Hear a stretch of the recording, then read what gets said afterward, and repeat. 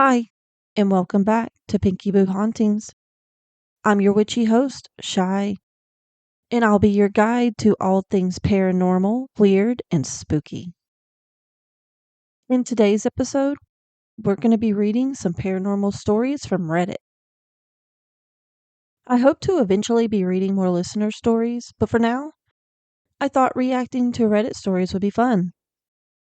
Oh, and speaking of listener stories, if you would like your story to be heard here, send me an email. The email will be in the show notes or the description, depending on where you're listening to this. So please send me your stories. I would love to hear them. All right, enough of the self plug. Let's get on to these spooky stories. The first story is called Floating Eyes on the Second Floor. Hello, guys. I have had many strange paranormal events happen in my life. The one I will be sharing for you today is the first paranormal incident that I had ever experienced. I will also give you guys a backstory about the house told to me by my father. My father, mother, and my older sister were living in a one-bedroom apartment at this time. My sister was only about 2 years old at the time, and my mother was pregnant with me and my brother. Yes, I am a twin. My father went looking for houses to buy because his family was growing and he wanted everyone to be comfortable when me and my brother came into this world. So he ended up spotting an old house that was a pretty decent size with a nice background in a very nice neighborhood. He didn't care the house being old because he could always renovate. He saw the for sale sign on the house and he realized the house was going for really cheap. He ended up knocking on the door and out came an older man. They had a nice conversation and agreed on a price that suited both of them. My mother ended up giving birth to us days after the deal. So it was perfect timing. My father did a couple quick fixes so that it was suitable for me, my sister, and my twin brother. My father had moved everyone into the new house a few days later after we were born. He and my mother were extremely happy with the size of the house and the price they got it for. He told me the first day he moved in, he was going to take off of work to settle in with everyone and help my mother out because she just had us. She said he didn't have to worry about anything, that she and us will be all right. She insisted he go to work. So come the night he leaves for work, now my mother stood up late in the night, placing furniture the way she wanted, putting stuff away and cleaning the house. The house was a two-family house with a basement, so the first floor is where they moved in. Now me, my twin brother, and sister were in one room together while my mother was putting away a box. My mother said she started to hear cracking on the second floor in the living room area. Then all of a sudden, she heard someone running, and then loud banging. Now, her instant reaction was someone's in the house. She ended up dropping everything and ran to the room we were in and locked the door. She ended up calling my father. What's crazy about this is that my father was literally having a conversation with police officers about something that happened to a patient in the hospital. Now, my father gets the call and he explains to the officers what's going on. My father, along with the officers, take off to the house. The officers actually radio and dispatch more officers who were in the vicinity of the house. The police entered the house and cleared every space, from the attic to the basement. There was no one in this house. So my father ended up using his vacation days early to help my mother finish settling in. Eventually, my mother and father became friends with some of the neighbors on the block. So my father mentioned that he and my mother were talking to more than one neighbor outside, and the situation of when the police came was brought up. Incidents like that was rare in this neighborhood. My mother told them what happened to her that night. The neighbors ended up telling them that before you guys moved into that house, an older woman used to live there. Her brother used to always come down and check up on her to make sure she was okay. This was the old man that my father met, that he had made the deal with. Now, a couple weeks before you guys moved into the house, her brother came down like he always does and found her dead on the second floor. My mother and father looked surprised because the old man didn't mention this to them. My parents didn't take anything to heart because they too had lost someone in their family. My parents weren't going to move all because of one little incident. They were the type of people to stick things out. No one was harmed during this incident, so they figured whatever it was wasn't evil. It was just making its presence known. Oh, so they actually do believe in the ghost. They just didn't think it was evil, which that's fair. They didn't do anything except walk around. Let's fast forward to a couple years later. Now, I think it was around wintertime in 2004. I'm not sure of the month. I was about 6 years old. I remember my two older girl cousins had come over to hang out. One was 16 and the other was 18. My mother and father were talking to them and explaining they were going out and if they could babysit us. My cousins said yes because they were going to sleep over anyways. Now, it wasn't just me, my twin brother, and my older sister anymore. My mother had about 4 more kids in between those years. Oh my God, there's 7 kids now. I could not handle having one sibling, let alone 6 other ones. Sorry, I grew up an only child, so 7 kids is like mind blowing to me. But let's get back to the story. So, I remember my father and mother leaving. We were all watching TV in the living room, and about a good amount of time had passed. Then, out of nowhere, my 2 cousins and me and my twin brother hear a banging coming from the second floor. The banging was right on top of us. We also started hearing footsteps and creaking as well. My cousins looked at each other and had a puzzled look on their face. They told us to stay where we were, that they were going to check upstairs real quick. So, I see them walk out the living room door and close it. A couple minutes pass by, and we start hearing both of them scream like they were being killed. My twin brother opens the door, and I follow him, and we get to about halfway into the hallway near the stairs. We start seeing our 2 cousins sprinting down the stairs and screaming in fear, saying, "Don't go upstairs! Get in the house! There's something upstairs!" They had both lost their minds. Now, me and my brother were in the hallway already. We had seen them take out their phones and call our parents. This is 2004, guys. They had little Nokia phones. They then grabbed our older sister and younger siblings and took them all into the bathroom and locked the door. They yelled at me and my twin brother to come inside, but we wouldn't listen. I could hear them talking to my parents on the phone from inside the bathroom. I wasn't scared at all, nor was my twin brother. We looked at each other like, what the hell was that about?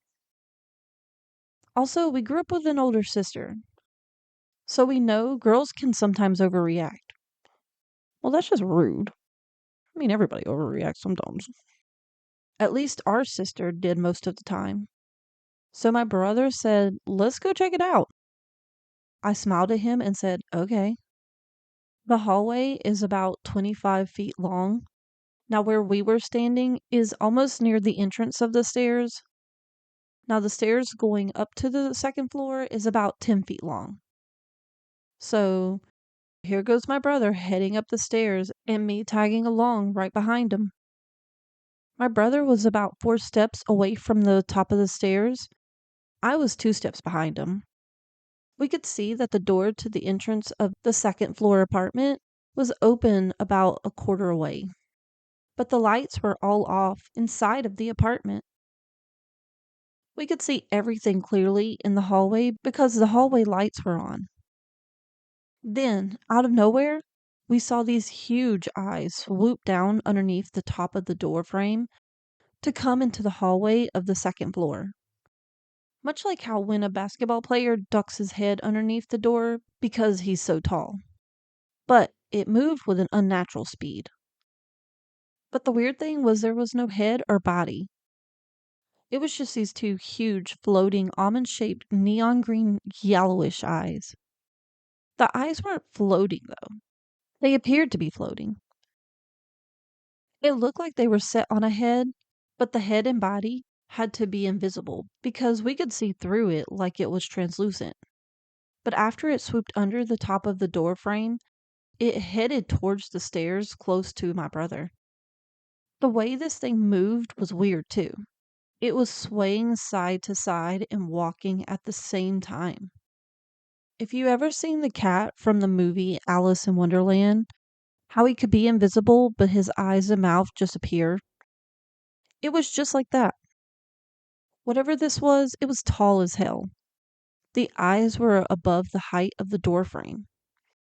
After it came close to my brother on the top of the stairs, it just quickly turned around and swooped back down under the door frame to enter back into the apartment. Me and my brother didn't even know how to react. Throughout the whole experience, we didn't feel any type of fear. But I wanted to go into the apartment to see what the hell it was. But I had a gut feeling not to go into the apartment. So me and my brother head back downstairs and tell my cousins what we just saw. They were out of it. They don't even respond to us. My parents ended up coming back quickly, and they came back with the police. I remember the police checking the whole house and nothing. My cousins ended up going back home because they were too scared to stay in the house. That was just a weird experience. I don't know if it was a ghost, spirit, or demon. I just need some answers because I can never wrap my head around it and figure out what it is. If any of you had an experience similar to this, please feel free to reach out. Thank you. Alright, not gonna lie. This kind of sounds like this thing wasn't anything bad. I could be wrong, but I usually go off of people's feelings in the moment and, of course, what I've been through. And I've got to say, it sounds more like it just wanted to shoo you away. Like, if it was your home and some kids just came into it and were bothering you, you'd probably try to scare them off too. You not feeling scared just gives me this vibe. I know it's pretty scary, and I mean, anybody would be freaked out by something like that. Yet, despite that, you feel no fear or anything of the sort. I had something kind of similar happen to me with some glowing eyes. Don't worry, I'll tell that story soon. And I can tell you, it scared the shit out of me. It also didn't attack you and your brother, or at least try. I mean, I know it came up to your brother, but that seemed more like a go away type move. I don't know what you would call this thing either, since I've never really experienced something like that. I think you were possibly trying to imply this entity might have something to do with the old lady dying, but I think she just died from old age. Maybe she did know of the being sharing the house with her, and maybe her brother did too. That might be why he was so willing to give it away as he did. Or maybe he just wanted to get rid of it fast because his sister died there. I'm not sure, but the info you've given here just doesn't seem to scream evil spirit or demon. It just seemed like an annoyed spirit trying to enjoy its space, and some kids disturbed that. But let's get on to our next story. Since that one was kind of a long one, I've got just one more story for you today. It's called I Experienced What I Believe to Be an Actual Paranormal Experience. To preface this story, I'm still to this day not sure what my wife and I experienced. However, I can say for sure it definitely opened my mind up to the possibility of there being more after death. To start, my then fiance and I were renting our first home at the time and had two young children at the time. We started having odd occurrences like flickering lights, which the other would only notice alone. Then we both began to hear what sounded like the footsteps of children that would sound as if they were coming around corners, usually at night, which we assumed was just a child out of bed. But when we checked, there would be no one there. My wife and I began to feel as if we were being watched, as well as having strange dreams of a woman walking down our hallway, which was even more unsettling. Finally, this all accumulated into one night of us discussing these things we had experienced separately and discovering the overlap. Out of complete ego, I yelled out, "If there's something here, make yourself known."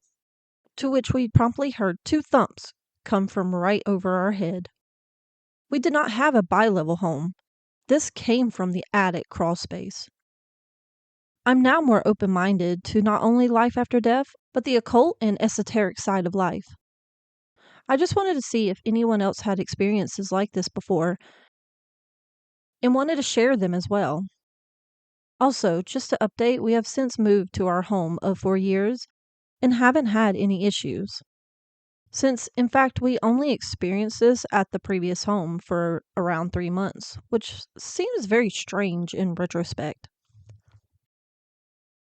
I think I accidentally picked two stories that are kind of the same, sort of, but I just picked some by their titles alone. Oops. So yeah, this might come as no shock, but I kind of have the same theory for this one. Sort of. This definitely wasn't anything but possibly a kid spirit messing around. Maybe they lived there or liked the house for whatever reason and was just playing with you. Could have been trying to play tricks on you, especially when they gave you a sign through those knocks. They could have gotten bored with messing with you since it stopped after 3 months, or your acknowledgement of them gave them some comfort. From what I've seen, just knowing you know they're there can be enough for them, and they'll stop showing up.